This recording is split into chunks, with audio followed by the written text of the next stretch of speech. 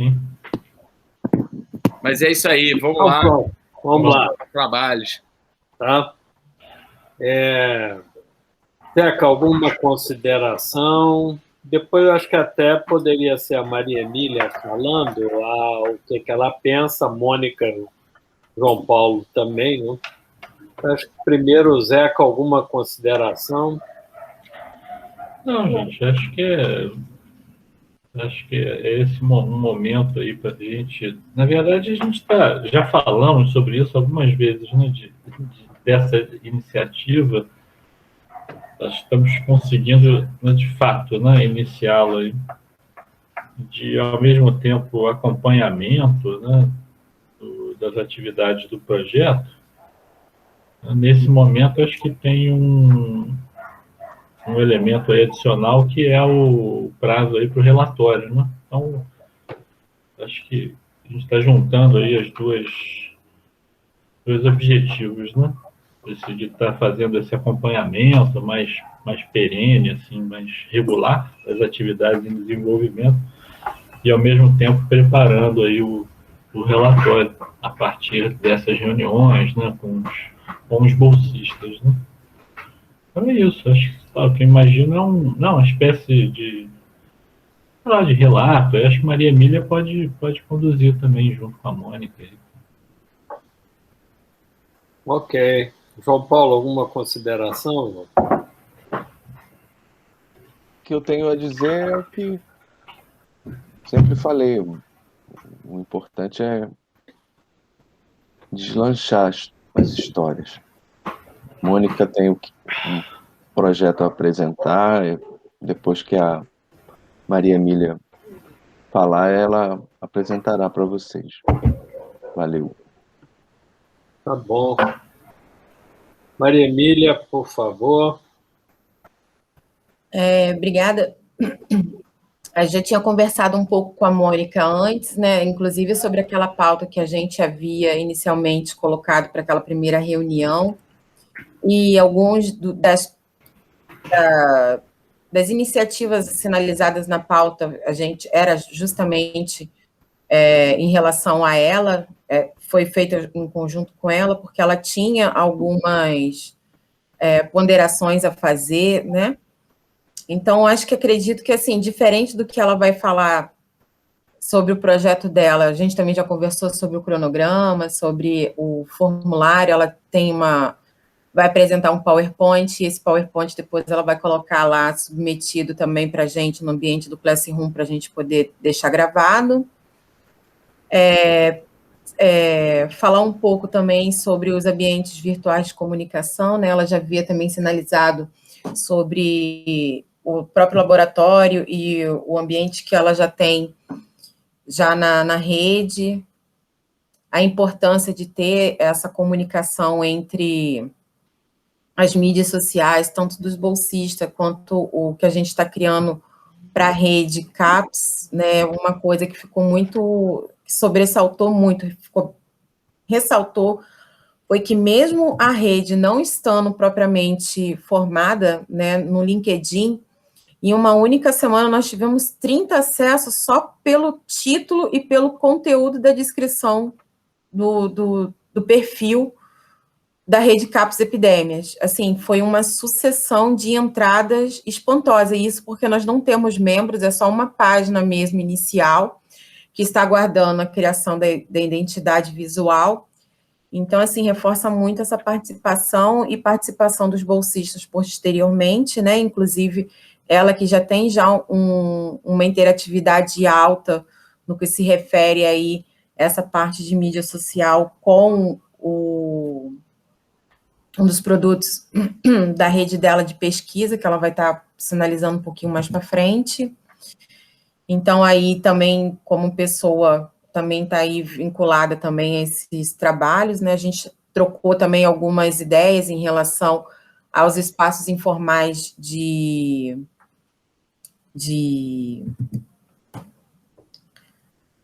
postagem, né? Como a gente havia conversado, a CAPES agora também quer visualizar como é que vai ficar essa transmissão de conhecimento para os níveis de estudo abaixo, né? inferior, eu acho muito feio, mas inferiores ao que a gente está, para poder ver como é que está essa linguagem, a ampliação e a disseminação do conhecimento. Então, isso também é muito importante. A gente até havia conversado sobre uns podcasts, numa linguagem mais interativa, para as redes informais, né, que seria o Instagram e o Twitter, para a gente estar fazendo essa primeira locução, principalmente ela que tem já uma experiência em redes sociais e mídias. A gente também já veio começando a trocar essas ideias iniciais. Outra coisa seria o andamento do projeto, né? A gente precisa aí ter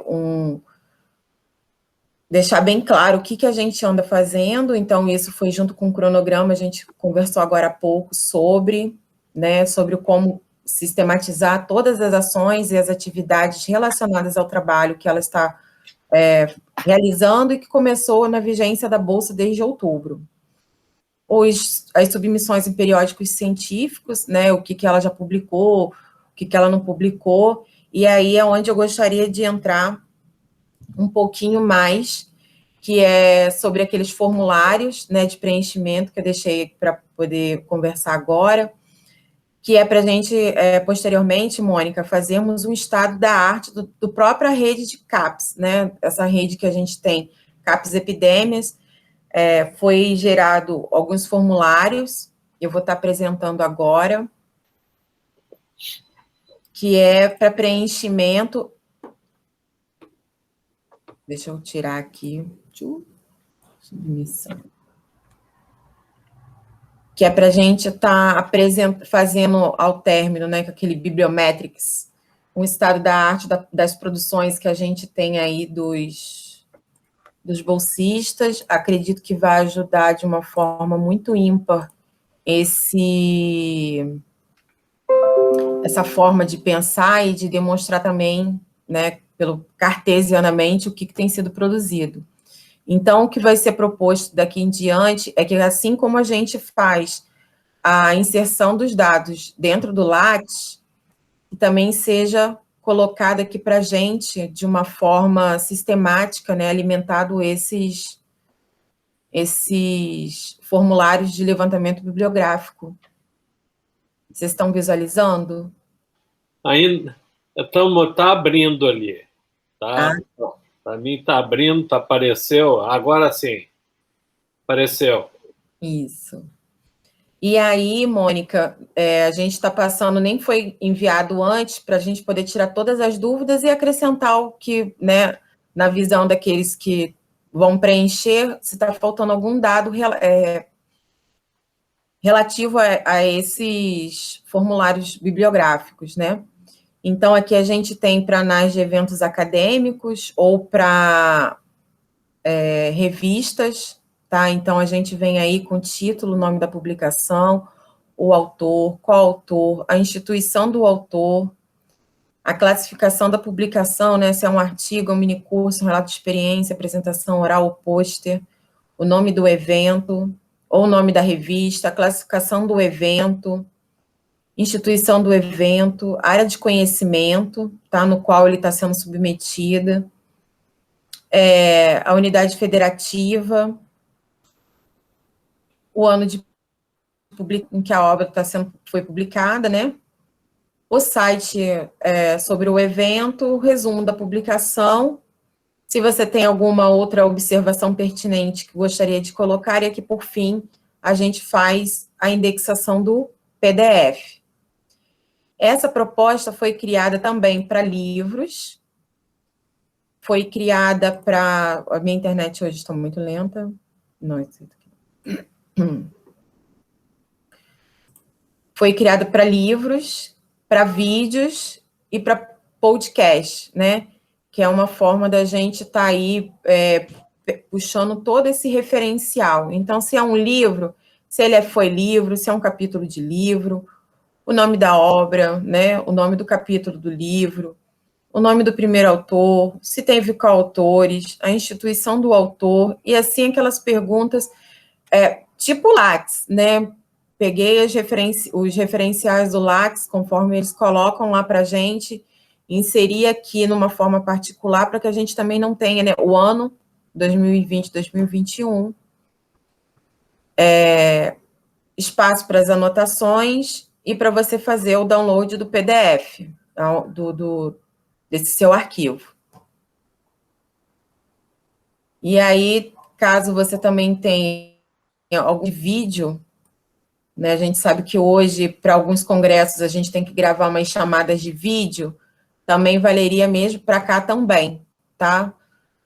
A descrição do evento, o autor, qual autor você tiver, a instituição, a área do conhecimento, a unidade federativa no qual você está submetendo esse vídeo, o ano de publicação do vídeo, a URL onde o vídeo está disponível digitalmente, a sinopse do vídeo, um campo para observação e o anexo para, se por um acaso tem aquele roteiro, né, que você faz para poder elaborar o vídeo, você também está anexando aqui para a gente.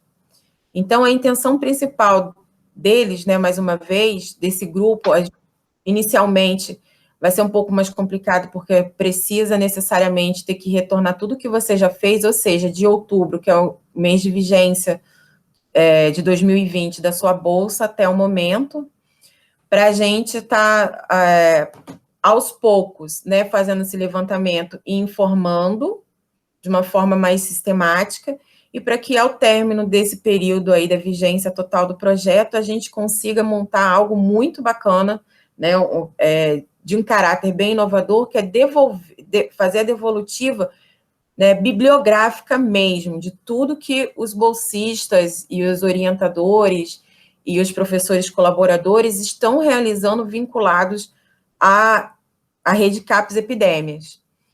Então, pôs no Lattes, preenche para a gente também aqui, para a gente não ter que ficar, né, de uma forma de dar conta de muitos bolsistas e muitos professores colaboradores, a gente não ter que ficar indo e buscando, que seria uma boa ferramenta de integração e inserção dos dados. Bem, além dessa parte, né, dessa submissão e de estar contando para a gente como está fazendo essas submissões, né, a gente está sempre priorizando também o que né, no próprio cronograma, voltando um pouquinho para o cronograma, os tipos de ações futuras, né, não significa que nem tudo que a gente vá se propor a fazer, a gente consiga fazer, mas sinalizar também essas ações futuras também é importante para a gente colocar lá no final o que se espera para o futuro, né, porque uma coisa que o professor até Leal já tinha chamado a atenção é que esse primeiro relatório, ele vai servir como base, um arcabouço para os demais, né, então esse agora é um cuidado, né, a gente faz as sinalizações sobre o que a gente espera ainda encontrar, né, a médio e longo prazo, né, até o meio do projeto e o término do projeto, e está mostrando que a gente não está só de forma pontual e olhando para trás, né, a gente ainda tem uma perspectiva futura e como que essas perspectivas elas vão estar relacionadas entre toda a rede de pesquisa, entre os integrantes dela. Então, assim, é muito importante esse plano também um pouco futuro, não significa que ninguém vai estar na exigência de que aquilo tem que ser cumprido, mas nos orienta a mediar o que se espera para o futuro, quando a gente for preencher essa parte em especial. Eu sei que um outro ponto que seria tangenciado muito, muito esperado, né, seria o que temos, né, de desafios, né, os principais entraves encontrados. Um deles, que já foi muito sinalizado pelo grupo de forma privada comigo, foi a utilização da fuzzy. A gente começou também a conversar um pouquinho isso antes. E a fuzzy, eu não sei se essa seria uma das suas dúvidas, mas recorrentemente foi perguntado se necessariamente para elaboração dos projetos ou artigos teria que ser utilizado fuzzy no escopo dos seus trabalhos, né? Se houver a possibilidade de se colocar fuzzy nos estudos, será muito bem-vindo, porque é parte de um dos objetivos do projeto, né? mas não de uma forma assim tão engessada.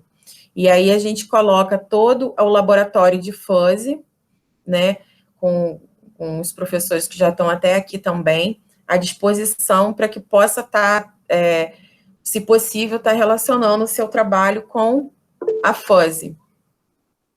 Eu acredito que isso seriam os pontos mais importantes a serem tratados, assim, de início, até que a Mônica possa trazer aí os entraves que ela encontrou, né, o que desvendou, para a gente poder fazer um apanhado mais geral.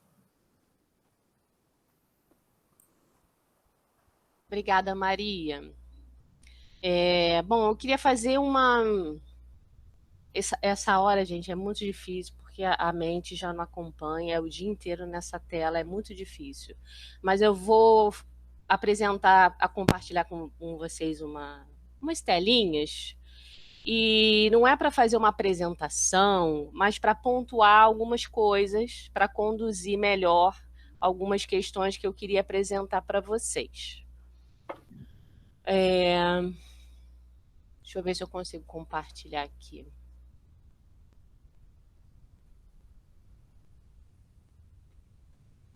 Vocês conseguem ver aí a minha tela? Sim, estamos vendo. Sim, estamos vendo, sim. Consegue ver grandona ou aquele pequenininho do PowerPoint? Não, tem que ativar ali embaixo para ver a tela toda, assim. Mas vocês não estão. Para mim já tá, para vocês não tá, né? Não, para nós não. É porque. Deixa eu tirar aqui, peraí. É porque eu não consigo nunca colocar tela inteira. É porque tem tela inteira, janela ou guia. Tenta por janela e seleciona a caixa do software. Não sei se foi assim que você fez também. Provavelmente fez certo. Ó, eu estou no PowerPoint normal. Isso. Caiu o compartilhamento, não foi? Caiu. Então não está compartilhado. Tá. Eu tenho que ir lá no browser lá do link que eu apresento agora. E quando eu clicar uma vez... aí tem tela inteira ou na janela. Então, vou botar na tela inteira para mim, mas para vocês não aparecem. Para mim aparece. Mas dentro do... Vai no PowerPoint agora. Sim, estou no PowerPoint.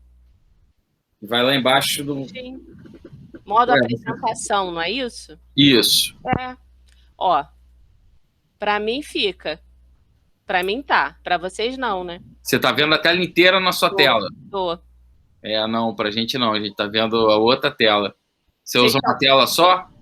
Ou tem computador com duas telas?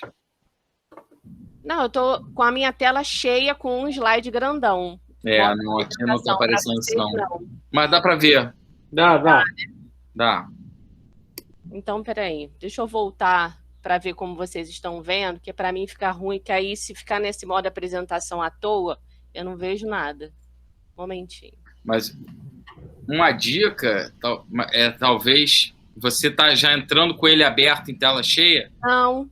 Então, tenta entrar com ele sem estar em tela cheia e depois bota em tela cheia. É isso que eu fiz. Agora, olha lá, tô vendo teu mousezinho ali, ó. Então, eu vou botar em tela cheia agora, tá? Ó, para mim tá. Pra gente aqui não foi, não. Não é a primeira vez. Segue assim, tá sofrível. Eu vou tirar a tela cheia para mim. Isso, segue. Tá? Porque aí eu não vejo ninguém. Eu vou compartilhar aqui. Acho que vai dar para vocês. Peraí, para vocês verem.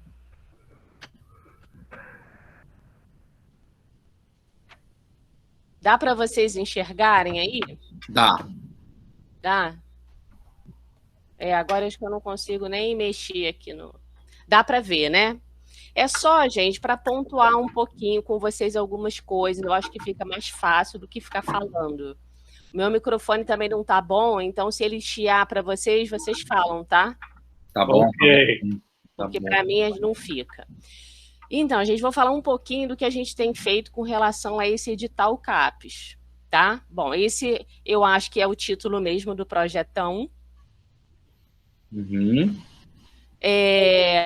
A gente vai falar aqui da abordagem da frente de trabalho ambiental. Então, a nossa abordagem, eu acho que desde sempre o João Paulo fala com vocês, é a abordagem que trata a questão da saúde única, né, o que se chama na moda aí dos artigos de One Health, que tenta integrar a saúde ambiental, saúde humana e animal de uma forma única, né, mostrando que existem impactos de uma dessas frentes em todas as outras.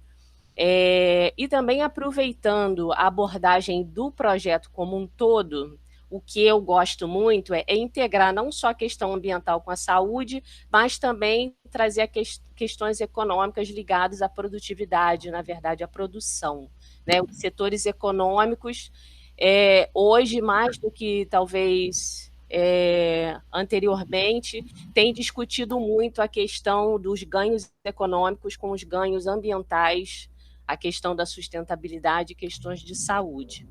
E eu acho que a melhor forma da gente ter um estudo mais completo e mais propositivo é realmente a gente entender a saúde num contexto ambiental e num contexto humano de produção, né? Que é a vertente econômica que esse projeto traz. E a gente vai tentar trabalhar, tentar conversar essas três abordagens. Bom, o objetivo, de forma bem geral, na verdade, eu entendo que é o nosso objetivo e também a nossa proposição, é desenvolver e aplicar tecnologias em estudos ambientais sobre agrotóxicos, no âmbito da vigilância ambiental em saúde, a serem também aproveitados na matriz de produção agrícola 4.0, de perfil sustentável em comunidades rurais vulneráveis. Bom, essa é a frente ambiental, né? Não trabalha só eu nessa frente, a gente tem a Andréia também e outros alunos de iniciação envolvidos. O meu projeto de pós-doutorado se insere nesse projeto maior com o desenvolvimento dos biosensores, métodos e dispositivos analíticos portáteis para a determinação de agrotóxicos. E os objetivos específicos dessa linha de desenvolvimento de sensores então, modelar um sistema de monitoramento e controle nas cidades serranas de Friburgo e Teresópolis, né, no que se refere ao manejo dos resíduos de agrotóxicos no ambiente. E 2, verificar o impacto dessa contaminação ambiental que a gente puder monitorar nos agravos da Covid, nas possíveis sequelas e nas trajetórias de recuperação da doença. A hipótese aqui é de que, como esses resíduos ambientais, esses agrotóxicos, impactam diretamente a saúde das pessoas, inclusive com o desenvolvimento de doenças respiratórias crônicas, a gente gostaria de, nesse projeto, ter a oportunidade de verificar se agravos da Covid e possíveis sequelas ou trajetórias difíceis de recuperação podem ter relação com a contaminação ambiental por determinados resíduos de agrotóxicos em comunidades rurais da região serrana do Rio. Bom, então a gente tem aqui 3 eixos temáticos, assim que a gente procura entender o dia a dia do nosso trabalho. Um eixo é estudar a dinâmica da produção agrícola nessas 2 cidades. Segundo, focar no desenvolvimento desses dispositivos para a determinação de agrotóxicos, que são os biosensores. E 3, pensar como esses dispositivos para monitoramento de resíduos de agrotóxicos no ambiente podem estar inseridos nessa dinâmica da produção agrícola dessas cidades, visando não só a sustentabilidade dessa produção, mas a própria gestão em saúde. A gente, então, porque a gente sempre acredita que o importante é somar as forças, a gente aproveitou 2 outros projetos que o Laboratório do João tem em andamento. Um deles é a Rede Temática de Inteligência Artificial, que a gente chama de Rede de Inteligência Verde, que é uma rede de laboratórios, empresas, entidades públicas, inclusive as prefeituras da cidade de Friburgo e Teresópolis, que integram essa rede, onde a gente procura aplicar a inteligência artificial em algumas frentes de trabalho, incluindo a saúde dessas populações. Esse projeto da rede, a formação dessa rede foi contemplado recentemente com o edital FAPERJ para redes temáticas de inteligência artificial. A importância da gente integrar essa nossa rede ao projeto CAPES é porque potencializa muitas ações, como vocês vão ver aí nos próximos comentários dos slides.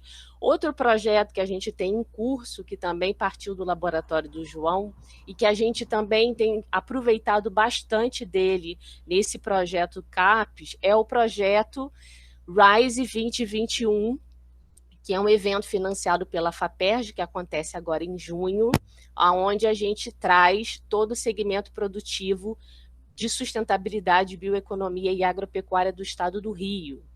Isso tem possibilitado, como vocês vão ver adiante, a gente criar boas conexões com o setor produtivo do estado para que a gente possa levantar dados sobre a questão da dinâmica da produção agropecuária, o consumo de e outras questões produtivas importantes para a gente pensar a questão ambiental. Bom, então, se a gente relacionar no projeto, em um mesmo projeto, saúde, ambiente e economia, o projeto que a gente já desenvolve na cidade serrana de Friburgo e Teresópolis, as comunidades rurais se encaixa perfeitamente nessa tríade. Então, a gente tem lá nessa área onde a gente já é a nossa área de estudo há muitos anos, que vocês estão vendo aí na fotinha, né? Lá no fundo, o pico, os 3 picos, que representa aí um ponto muito importante para a região. Essa área é o Cinturão Verde do estado do Rio, produção de hortifruti grangeiros, 99% parte dessa região. É uma área muito importante de preservação ambiental, do maior parque do estado do Rio, que é o Parque do Pico, que vocês estão vendo aí. Uma área de recarga hídrica extremamente importante, que abastece inclusive a metropolitana do estado, e que tem um histórico de contaminação por agrotóxicos desde muitos anos, desde a década de 1980, né, que foi já registrado nessa região, grandes impactos graves na saúde das populações, e até hoje é uma questão de saúde pública para os municípios agrícolas do Rio, extremamente importante e, ao mesmo tempo, muito... Então, essa é a nossa área de estudo. Eu coloquei aí 2 fotinhas para vocês verem que a ideia é que a gente monitore as microbacias dessa região em termos de resíduos de agrotóxicos. Aí vocês têm aí a vista de um córrego e do Rio São Lourenço, que é um rio importante. Vocês percebem que essa vegetação aí de ciliar, de mata ciliar da beira do rio é muito estreita. Depois de poucos metros de vegetação, a gente tem a agricultura comendo solta.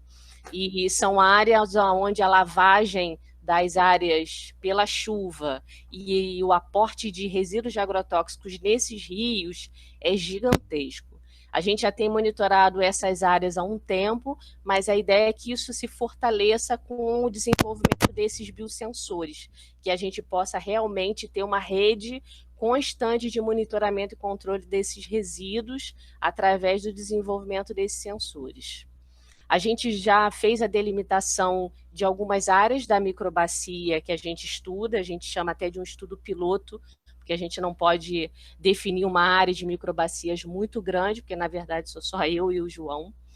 E nesse momento a gente tem a dificuldade porque para avançar com a modelagem dos transportes de resíduo nas microbacias, a gente precisa realmente utilizar o ArcGIS.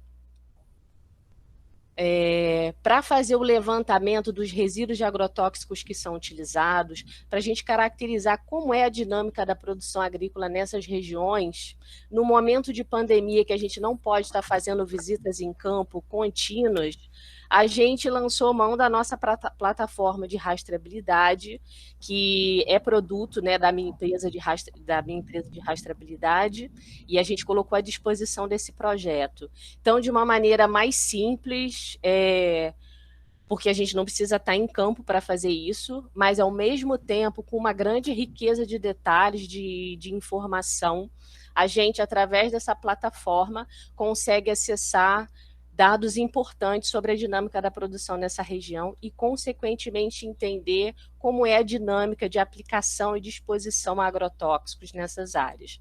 Então, o volume de produção, o tipo de manejo que é adotado pelas propriedades, quais os produtos, quais os agrotóxicos são utilizados, em que doses e com que frequência, quais são os problemas encontrados para a produtividade nas áreas, como são as questões de logística de produção, como a gente pode desenhar a matriz de produção 4.0 nessas áreas, já que a gente sabe que não existe, e essas informações são muito importantes para a gente desenhar e definir a aplicação dos biosensores que fazem parte também do nosso projeto.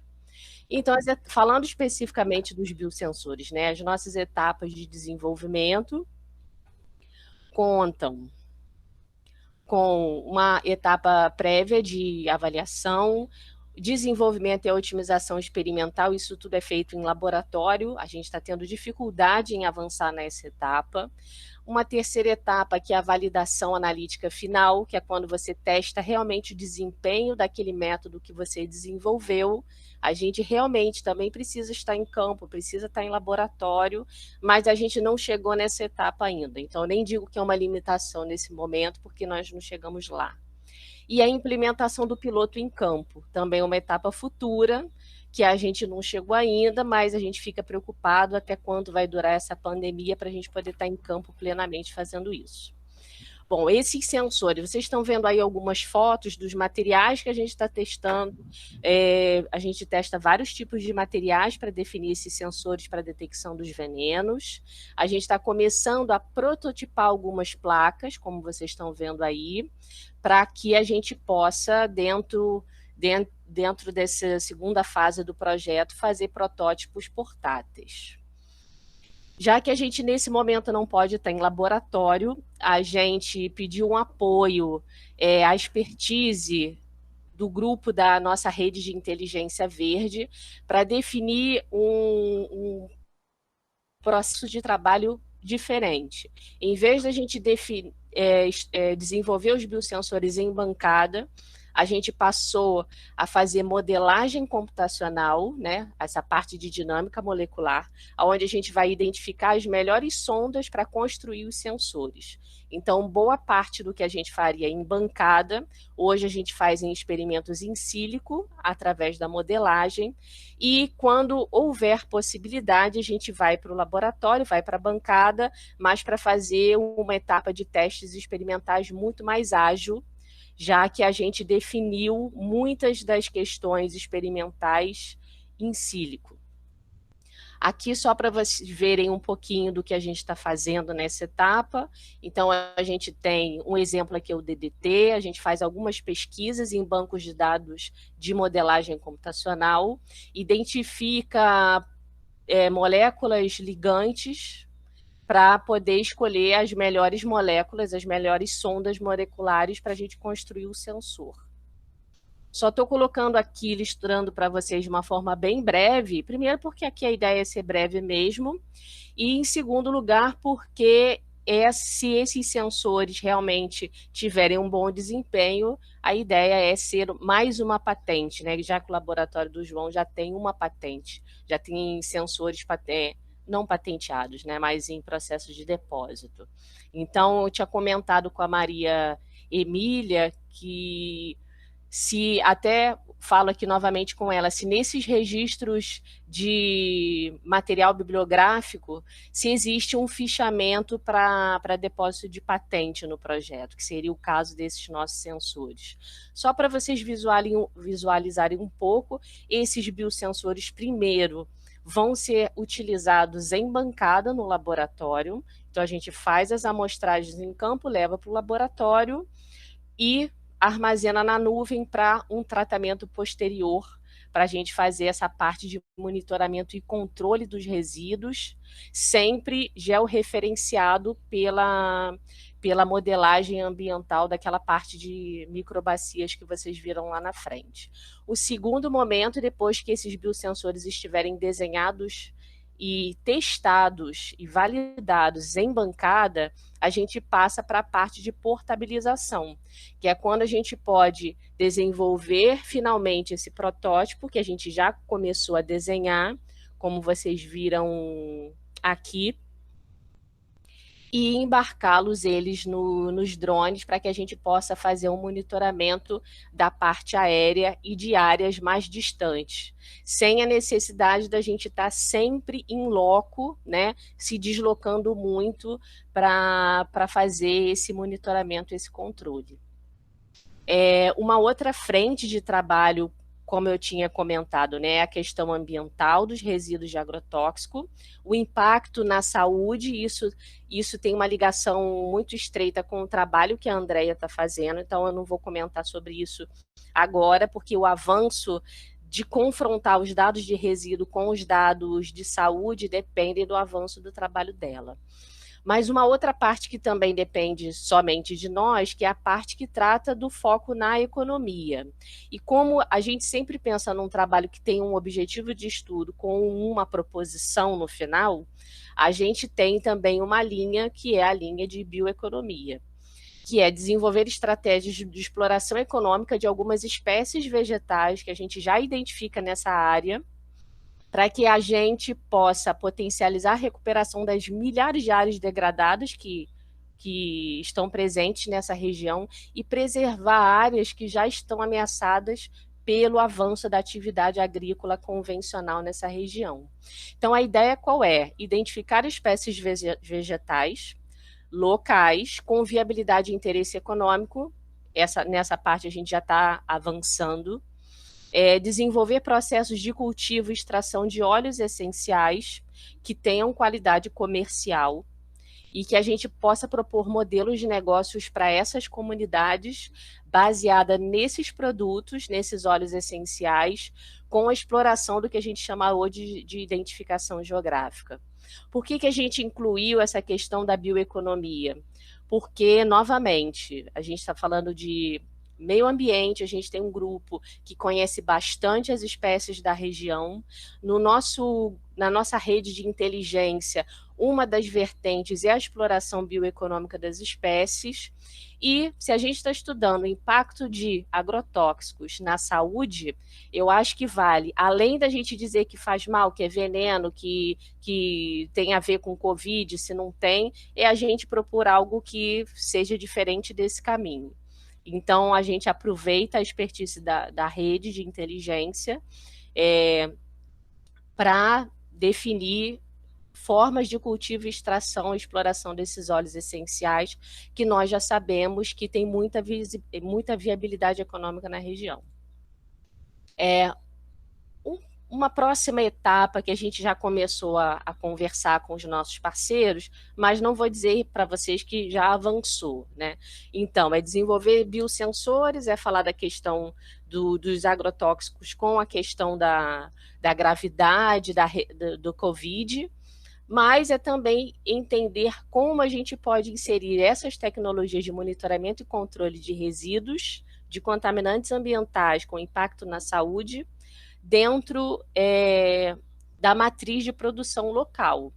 Então, para isso, a gente está estruturando um banco de dados junto ao CEASA do Rio e junto a algumas cooperativas agro do estado, que envolvem milhares de produtores no estado, para que a gente tenha também um outro banco de dados que nos fale sobre quais os agrotóxicos são utilizados e com que intensidade, com que frequência e para quê. E a gente está começando a conversar sobre uma publicação possível que fala sobre as inovações em saúde única e o que a gente chama hoje de ESG e compliance, que isso tem a ver com trabalho, né? Saúde Única, ESG e Compliance fala sobre a agricultura sem agrotóxicos e quais são os impactos à saúde, principalmente dos trabalhadores, na matriz de produção que a gente tem hoje na agricultura fluminense.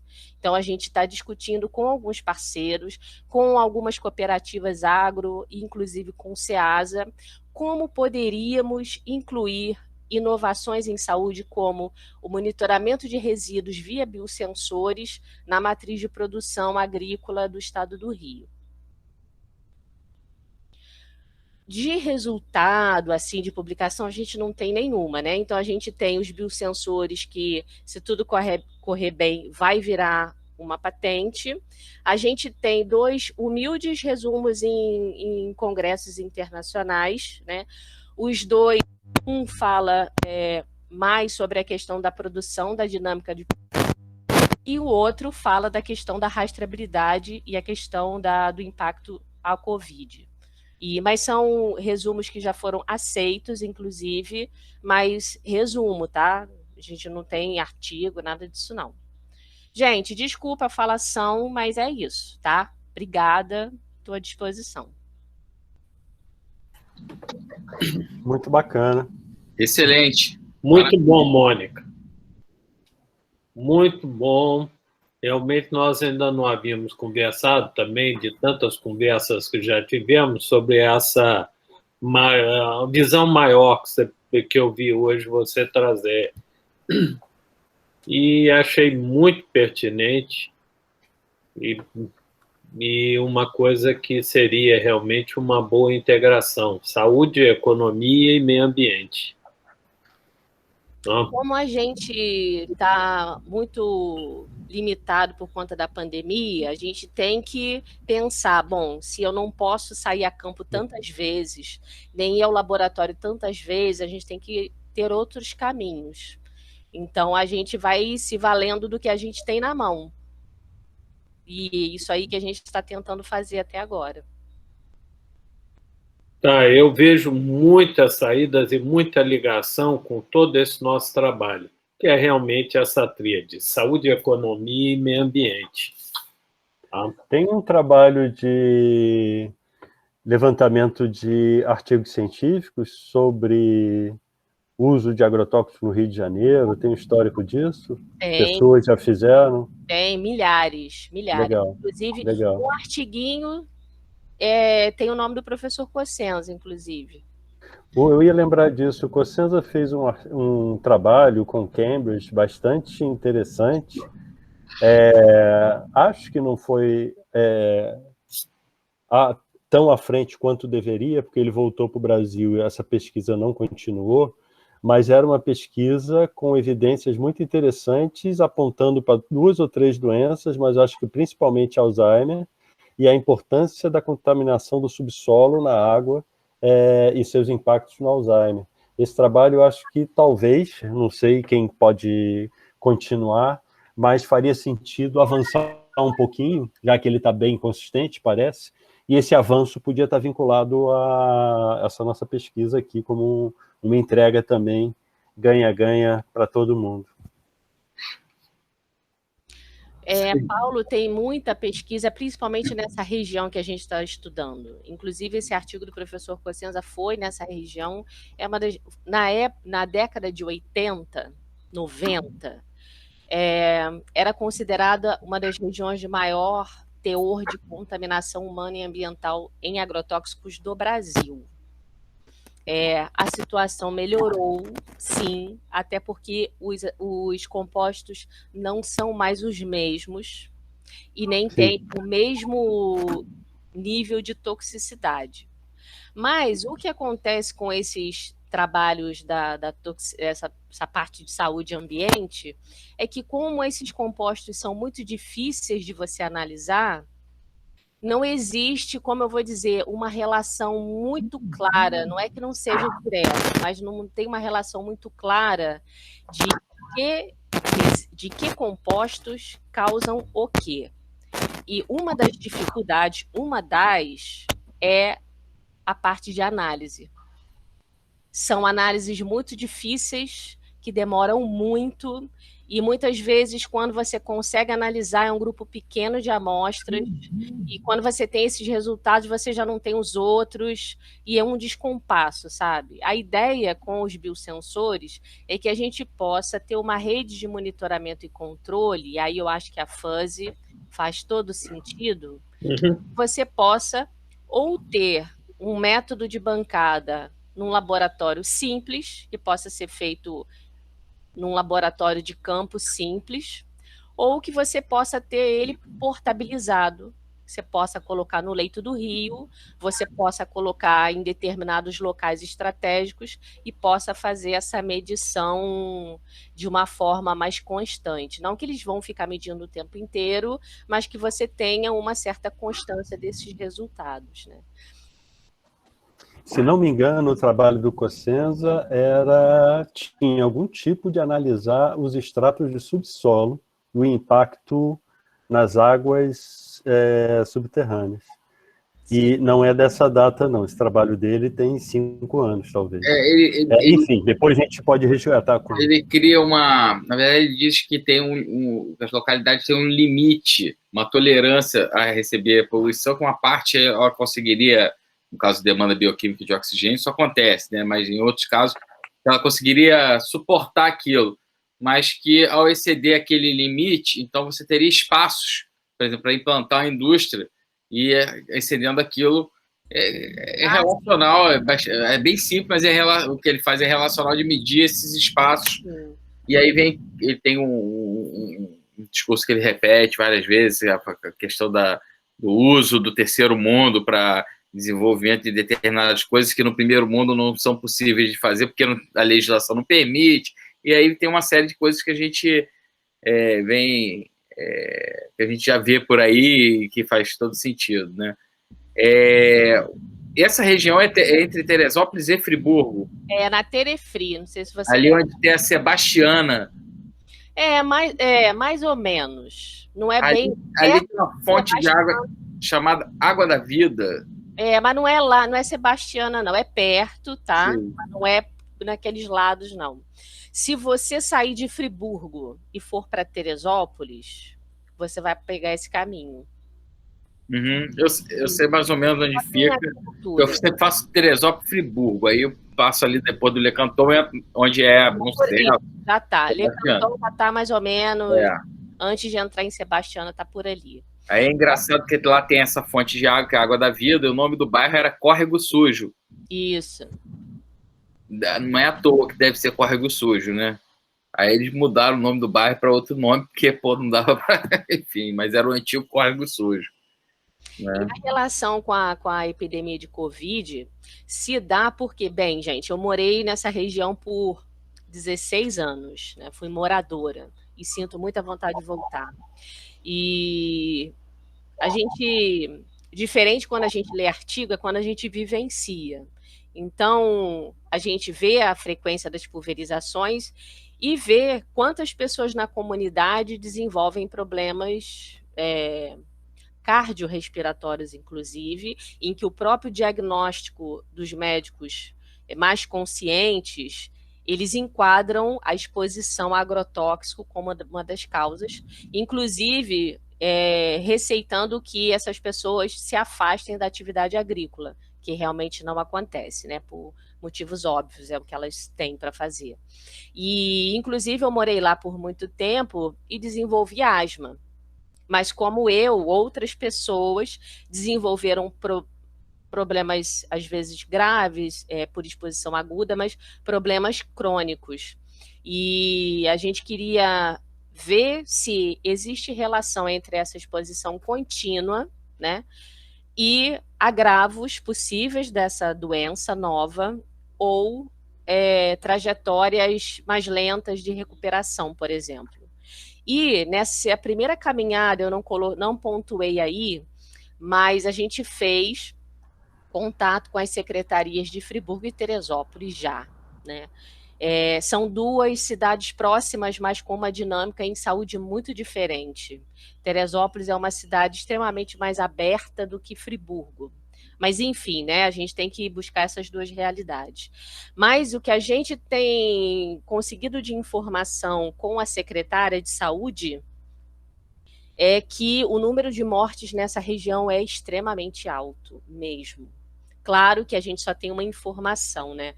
Mas quando a gente definiu essa hipótese, a gente não tinha noção. A gente sabia que a doença tinha se alastrado nessa região, muito em função da atividade agrícola, né, de estar descendo para o Ceasa do Rio de Janeiro sempre, mas a gente não sabia do número de mortes, e elas confirmaram que é bastante, tem se perdido muitas vidas, e muitas pessoas com difícil recuperação. Essa foi a informação que a gente conseguiu em Teresópolis.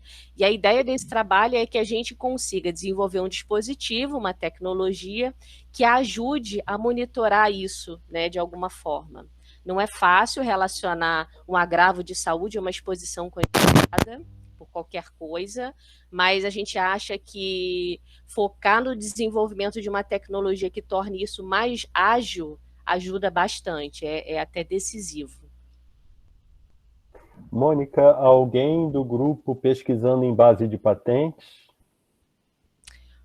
Não, do grupo, não. Por enquanto, Paulo, o que eu estou fazendo é desenvolver o sensor. A gente tem um sensor, um modelo de sensor para outras substâncias, com depósito lá pela agência de inovação, mas não fiz nenhuma pesquisa por enquanto para essa nova leva, não.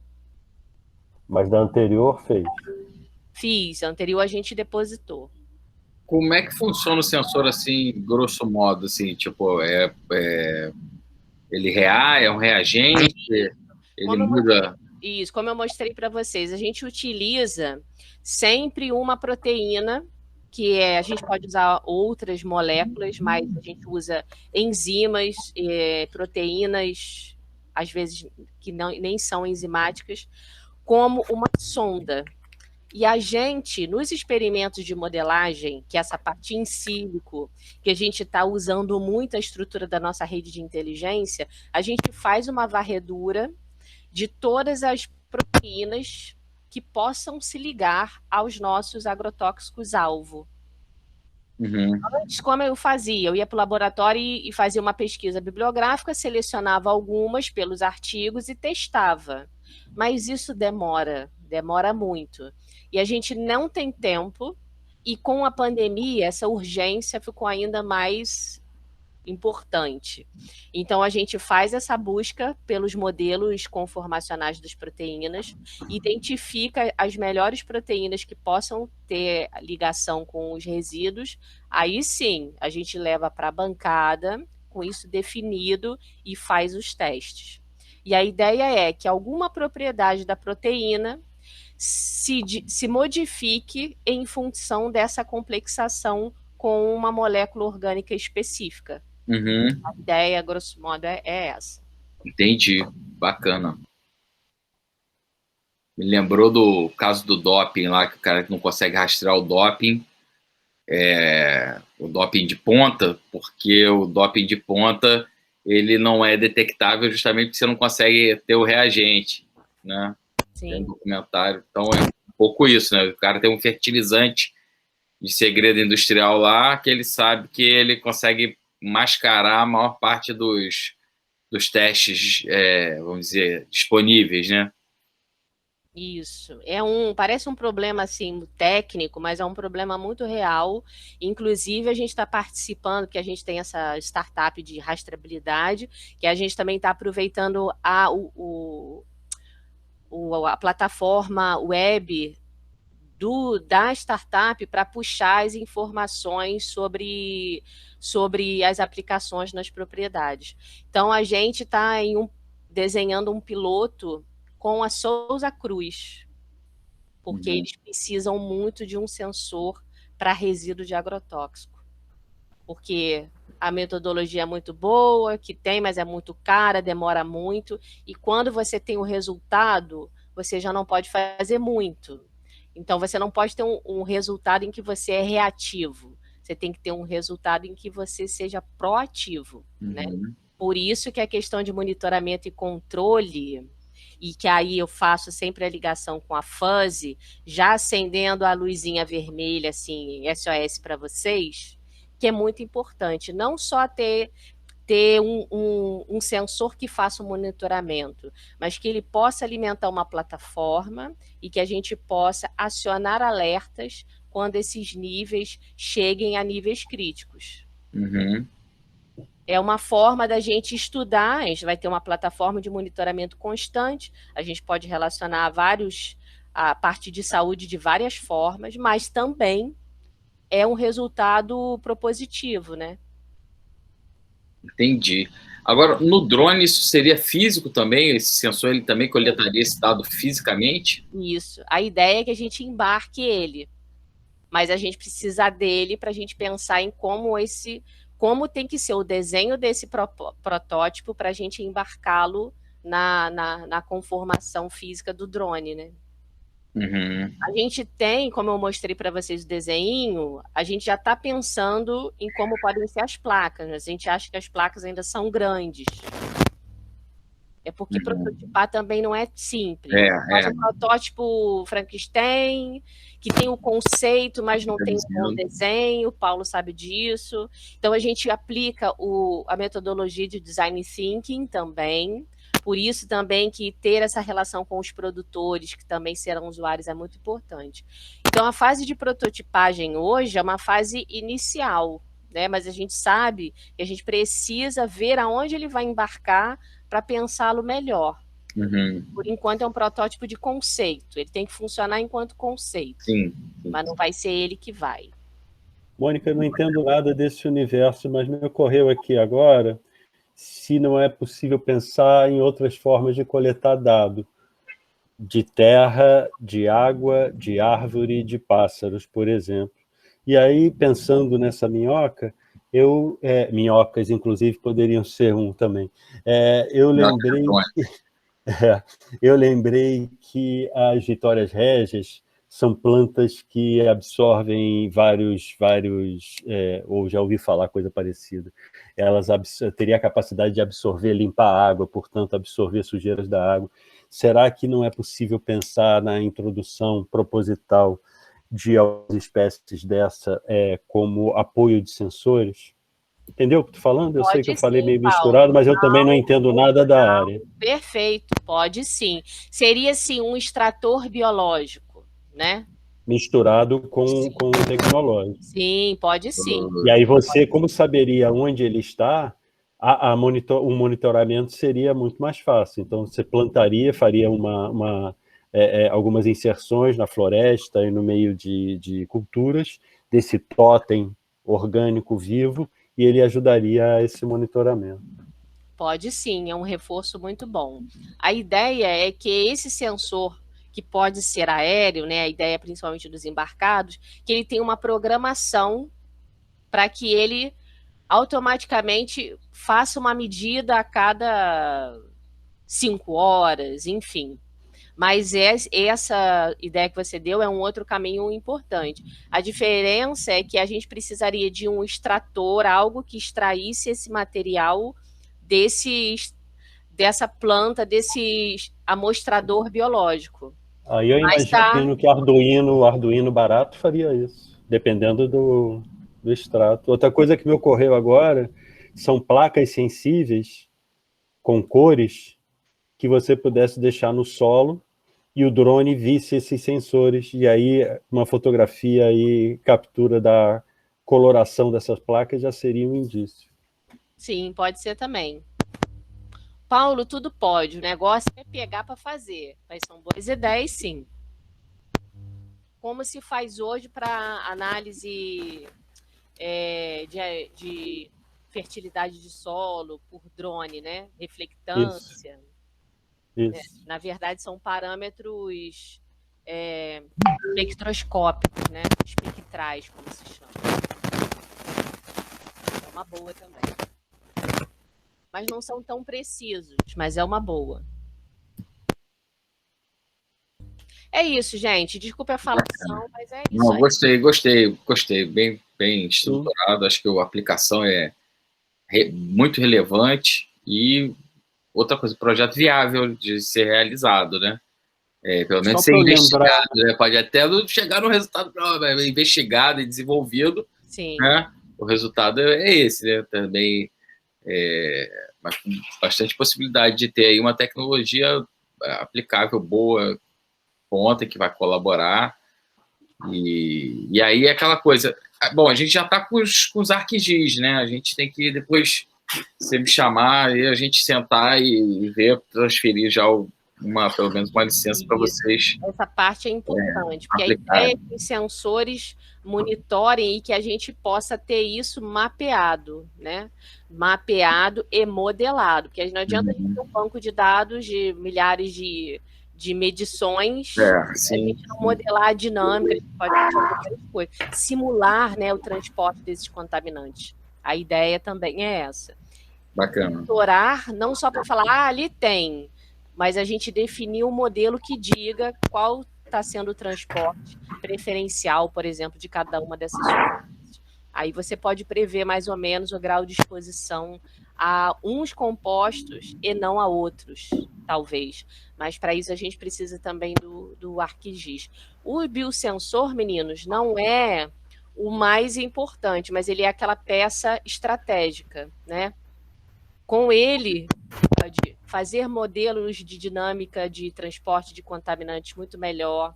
Você pode correlacionar com os dados de saúde, das comunidades, sintomas, gravidade de Covid, etc., de uma forma muito mais ágil. Então, ele não é a peça principal, ele não é o que a gente quer responder, mas ele é um instrumento fundamental. Aí o ArcGIS, nesse momento, é importante. E num próximo momento, não é agora, mas já sinalizando, para a questão do controle, depois que a gente tiver os sensores instalados, eu acho que é importante bater um papo com os fuzzy. Só ver se eu estou entendendo direito. O que você acabou de mostrar para a gente, que foi ótimo, é o cerne do trabalho desse projeto que a gente está falando. Isso aí. E aí eu acho que é perfeito. Eu acho que, como eu estava falando outro dia, acho que a gente conversou isso também. Eu acho que é fundamental esta apresentação, ou parecida com esta, para o grupo de fãs e eles começarem a plantarem suas minhocas e começar a propor interações. É por aí? É por aí mesmo. Sim. Seria sim, Paulo. Também vejo assim. Porque aí é dever de casa para a galera do fãs e fala, cara, vamos fazer qualquer coisa, desde que seja qualquer coisa entre aspas, para entregar, desde que seja dessa direção, né?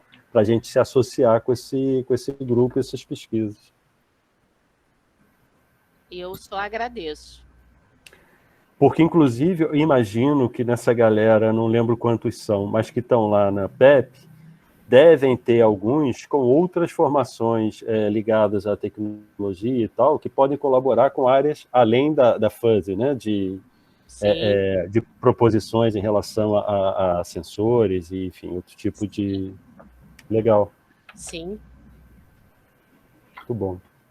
Eu falei de base de patentes, desculpa, que normalmente a gente não conhece isso, né?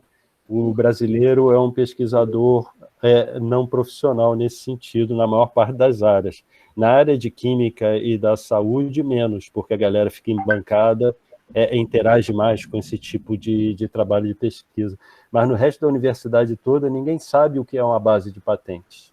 Sim. E o que ela pode nos agraciar, né? Exato. Tem um dado importante que diz que 70% de todo o conhecimento gerado no mundo está escondido nas bases de patentes. E o escondido é frisado porque as empresas escondem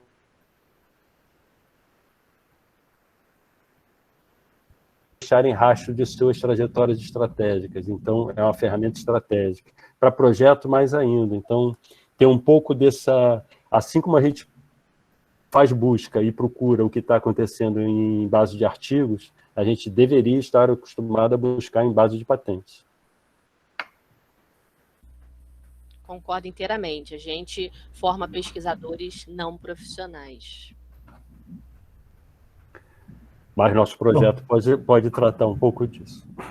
Eu acho que a gente vem numa onda importante, porque Sim. existe hoje, né, é incipiente, mas você já vê um movimento de pesquisadores acadêmicos, de estudos acadêmicos e até básicos, que pensam, por exemplo, em mostrar as ODSs que estão envolvidas no trabalho que eles fazem, Sim. de ter diretamente algo que toque a sociedade de uma forma mais direta, que entenda que questões de mercado não são questões apenas para o mundo privado, que conhecer mercado, contextos econômicos, faz parte de um trabalho com completude, um trabalho acadêmico com completude. E eu acho que a gente vem numa onda em que essa discussão nova vem arejar aí os estudos acadêmicos, e eu acho que a gente vem com um diferencial, não só por isso, mas por isso também importante. Legal, sim. Mônica, eu achei excelente a apresentação, que é um projeto também, que eu fiz algumas anotações aqui,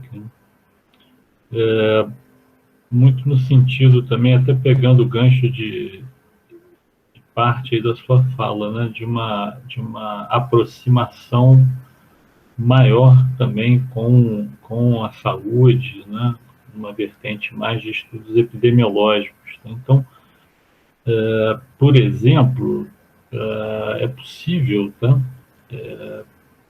a partir dos sistemas de dados dos sistemas de informações em saúde, tá? Registros de notificações, registros de óbitos, de internações hospitalares também, mas é sempre um pouco mais complicado o acesso aos registros de internações hospitalares, né? Porque eles envolvem faturamento, né? Mas é possível também, tá? Mas os registros, aí eu estou me referindo mais especificamente aos registros identificados, né? Que aí também pressupõe autorização por parte das secretarias, aprovação por comitê de ética também, porque é possível, com base, por exemplo, você falou de um excesso de mortalidade, né? Com base nos registros de mortalidade, do sistema de informações sobre mortalidade, os registros identificados, né, têm dados sobre endereço de residência. Tá? Então é possível também, né, a partir aí de estudos ecológicos, né, investigar associações entre esses padrões ambientais aí de contaminação, enfim, e os impactos sobre a saúde, né?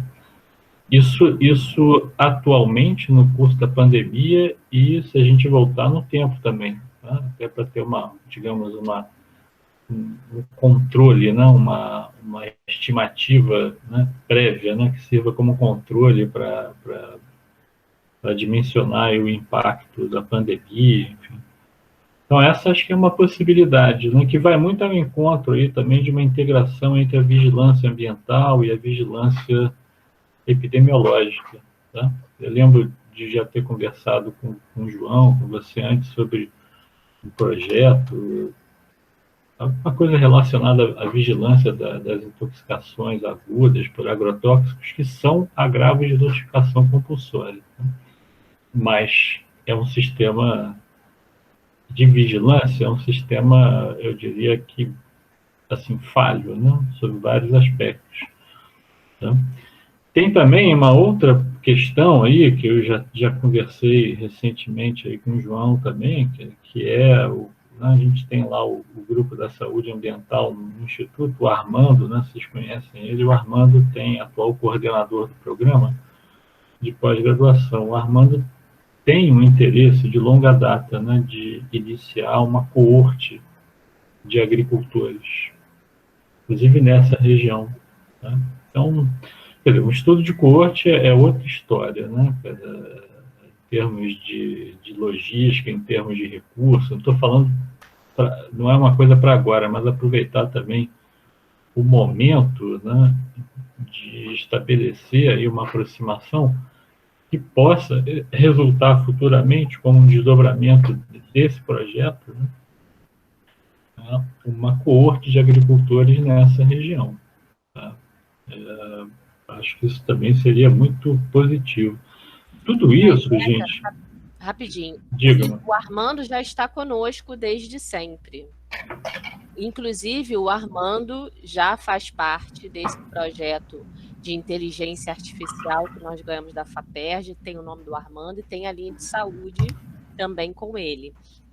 Então, tudo isso que eu estou comentando aqui com vocês já inclui o nosso colega, professor querido, Armando Meyer, que é lá do IESC, e sempre foi uma pessoa que apoiou os trabalhos com questões ambientais e um grande especialista na relação da saúde dos trabalhadores com os agrotóxicos. Então, Zeca, ele já está conosco, tá? Em tudo que eu falei aqui, ele e a Aline já estão lá. Inclusive, nessas primeiras reuniões que nós fizemos com a Secretaria de Saúde de Teresópolis, e legal, olha, não só com a secretária, com a Secretaria de Teresópolis, que trata dos casos de Covid. A Aline está conosco, a Aline é pós-doc do professor Armando desde o início, inclusive fez o desenho dessa primeira campanha do ciclo de coleta. O Armando já está conosco desde sempre. Tá, eu digo no sentido, mano, não sei se vocês já conversaram a respeito desse estudo de coorte, né? E aí eu acho que, nesse momento, contando com o grupo, né, o nosso grupo da epidemiologia também, eu acho que tem um potencial grande, né, para se pensar em estruturar um estudo de coorte dessa natureza que teria aí uma previsão de alguns anos de segmento, tá? Não é um estudo de curta duração, enfim. Então, acho que é uma excelente oportunidade, tá?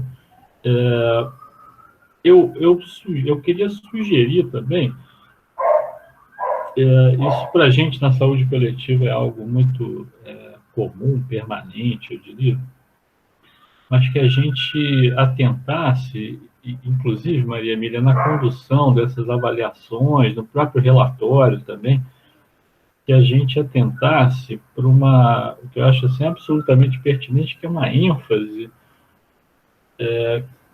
de uma colaboração do projeto para o aprimoramento e desenvolvimento do Sistema Único de Saúde. Eu acho que é concreto, é real, tá? Isso consta lá no texto do projeto, enfim, mas que eu acho importante a gente, nas nossas apresentações, enfim, e nessa condução junto aos alunos, bolsistas, enfim, a gente também destacar isso, né, como algo que deve ser permanentemente considerado, contemplado aí no desenvolvimento do projeto. Tá? E também, assim, vendo a apresentação da Mônica, eu acho importante talvez acrescentar nos registros que já foram propostos e no próprio relatório a vinculação desse projeto, CAPES, né, Covid, epidemias, que a gente está desenvolvendo, com outros projetos, né? Outros projetos que já existiam e projetos que foram aprovados, estão sendo aprovados no curso do projeto CAPES Covid, né? João teve pelo menos um, né, João? Um ou dois da FAPERJ. Se a FAPERJ vai dar dinheiro ou não, é outra história, entendeu? Mas no relatório, eu acho isso muito importante, tá? Porque conta positivamente. E, por fim, eu vendo sua apresentação, Mônica, as considerações do Fábio também, sobre no caso do ArcGIS, e das análises, né, de georreferenciamento e tudo mais, eu fico me perguntando sobre a infraestrutura disponível para... aí não é nem um caso para operar o ArcGIS, mas para armazenar e processar essa gama de informações, né?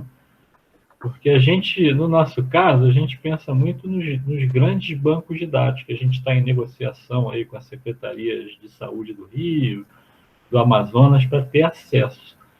Mas, no teu caso, tem uma outra vertente aí de armazenamento de informações que eu acho que é super pesada também, né, de imagens e outras fontes. E se a gente não precisaria também, a gente já conversou um pouco sobre isso, né, de ter né, e o orçamento prevê, né, uma máquina para servir como uma espécie de servidor, né, fugiu o termo agora, enfim, mas como se fosse um grande armazenador de dados, se a gente não precisaria prever mais recursos nesse sentido, entendeu? Não sei como é que é a infra de vocês lá no laboratório, lá da biofísica, do laboratório do João, de vocês. E se a gente precisa, então, acho que é um momento, a gente tem recurso que, não sei se dá para, assim, pelo menos nesse primeiro momento, acho que com o passar do tempo a gente vai precisar sempre de mais recursos nesse sentido, né? Mas a impressão que eu tenho é que a gente deve também destacar isso como estratégico, tá, para o desenvolvimento do projeto.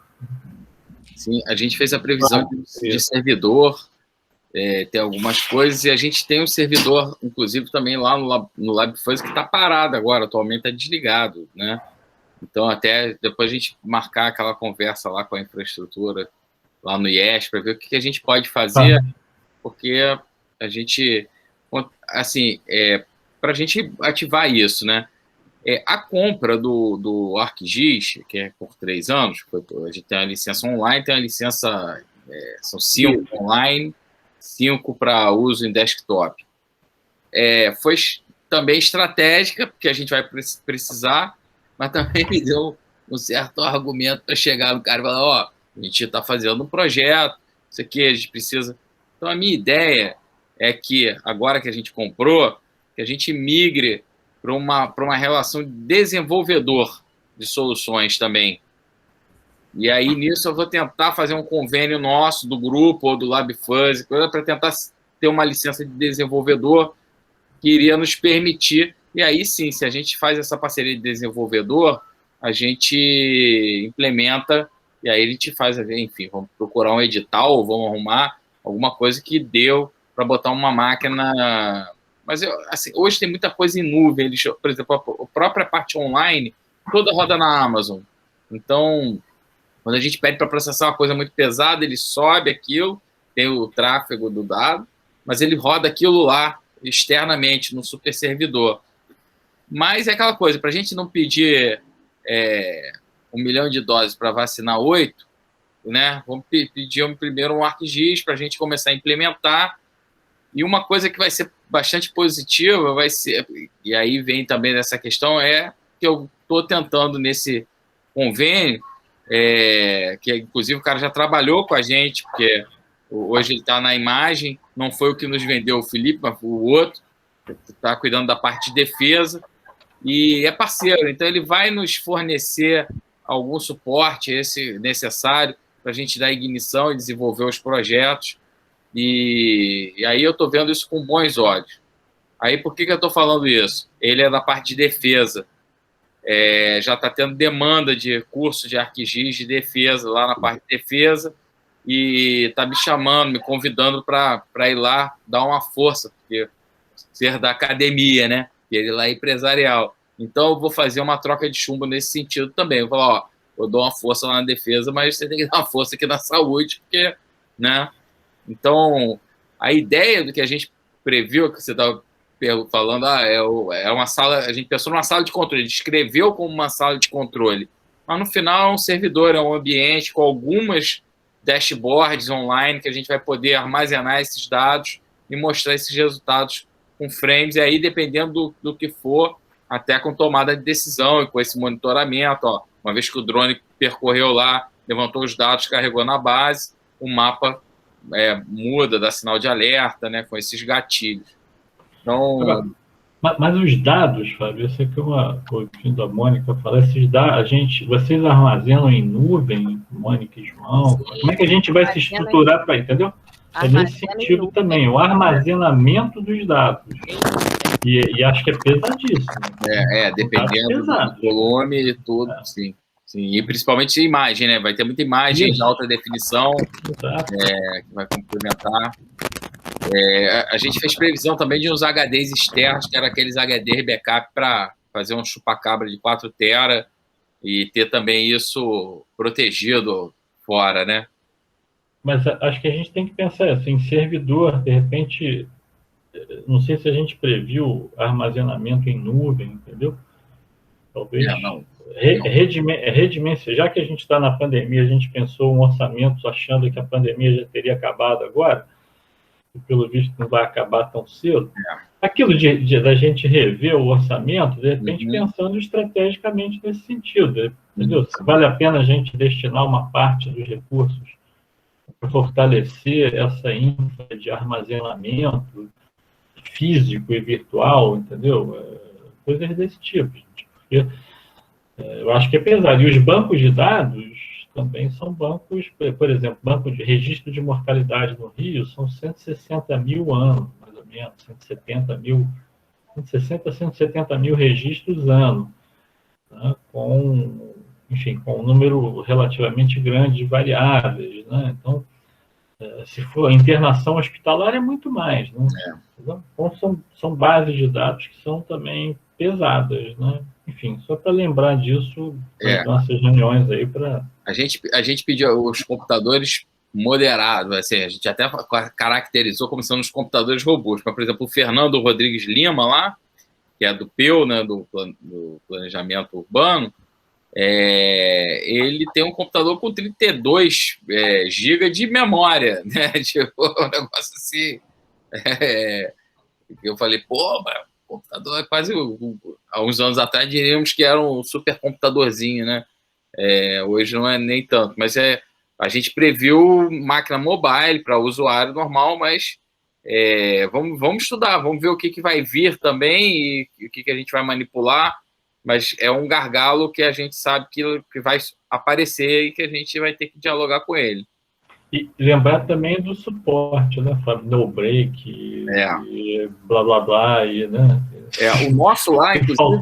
Faltar luz no fundão é um evento tão frequente quanto... Não, eu estou preocupado com o nosso lado do LabFuzz, por isso que eu tinha falado da gente coligar com você, que já tem um data center lá, porque a gente tem o no break, tem o servidor, tem o hack, e o computador está parado lá 1 ano e meio, de repente é aquela coisa, o no break desligado também vai embora, né? Então, para ligar, para transportar para lá, botar em uso e... que vai criar para a gente uma rede lá, a gente vai ter acesso, porque a gente precisa do servidor, né? Tudo também da Formiga, mas até que eu e o Saforte tivemos lá, e a situação do LabFuzz está bem melhor do que a gente achou que estivesse, tá? Bem melhor mesmo, fora o mofo, né?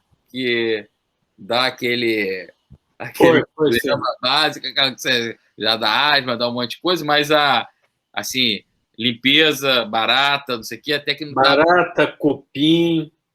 Eu acho que deu barata, aí veio a cobra, comeu a barata, aí veio a águia, levou a coruja, levou a cobra, e no final a gente não encontrou nada, né? Por aí. Tá. Mas, João e Mônica, vocês ainda têm ali espaço de armazenamento? Sim, a gente está em fases de desenvolvimento, então nesse momento está tranquilo. A gente não precisa de espaço de armazenamento hoje, que a gente está definindo essas plataformas, o que vai ser e tal.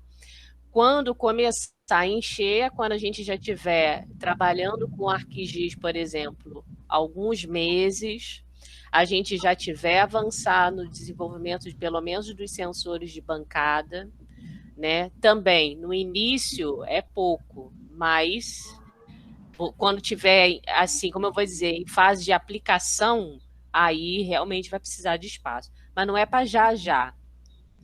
A gente pode fazer aí uma previsão de daqui a 6 meses a gente precisar de espaço, né, para armazenar e para tratar os dados, porque trata em nuvem também.